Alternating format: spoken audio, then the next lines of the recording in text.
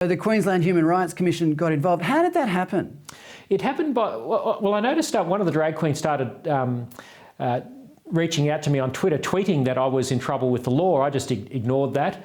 But then a few weeks later, a letter arrived in the mail which compelled me, summonsed me to go to a mediation. And if I didn't go, I would be fined. So I had no choice.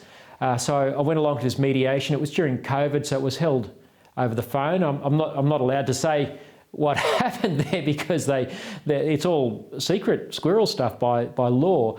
But needless to say, the mediation failed because I wasn't going to back down. I wasn't going to apologise or take down my blog. I was respectful, and I still want to be respectful. I don't agree with these drag queens and what they represent and what they're trying to indoctrinate children into. But there's no way I'm going to resile from what I said in my exercise of free speech. So they escalated it to the Queensland Civil and Administrative Tribunal, which is a quasi-court, and we've been locked in litigation for about 2 years, and I've finally been given a trial date. So it went from a mediation meeting under the auspices of the Commission to the courts.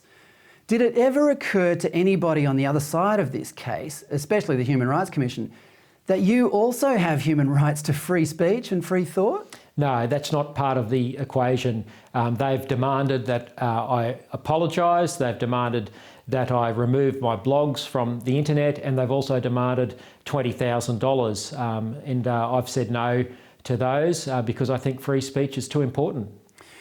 So where's the case now? How much has it cost you so far, and how far do you intend to take it?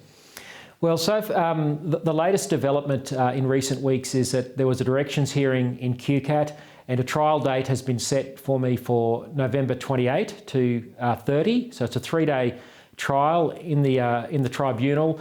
The case has so far cost in excess of $100,000 because it's dragged on over 2 years. We know with these so-called human rights bodies that the process is the punishment, and that's designed to try and, create this chilling effect where people just back off. I've been very fortunate, Fred, that people have been generous in their crowdfunding support of me.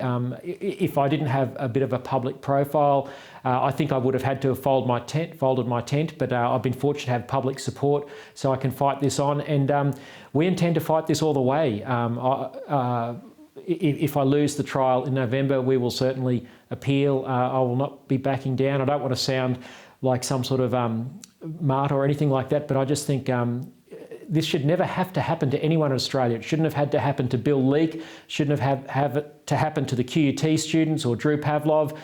We've got to fight for freedom of speech in this country, and unfortunately our politicians don't have the courage to amend these laws that are like 18C down at the state level, at the federal level. They've got to be changed so that freedom of speech is restored to this nation, so we don't have these nonsense legal stoushes that cost lots of money and cause people grief and heartache.